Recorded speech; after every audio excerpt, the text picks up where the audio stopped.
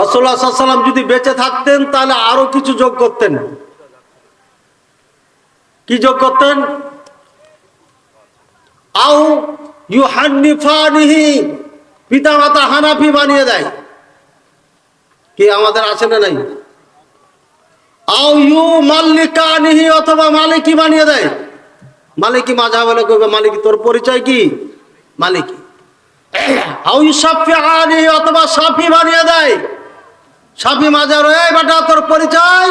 বলে আমার মাযহাব হচ্ছে শাফি। কি বলতেন না? বলতেন না? আও ইউহাম্বিলানিহি, অথবা হাম্বলি, হাম্বলি মাযহাবে। বলতেন না? বলতেন না?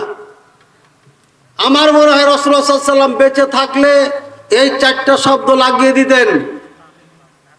আর এই জন্য আপনাদেরকে আমি প্রশ্ন করলাম, আমাদের পরিচয় কি? মুসলিম।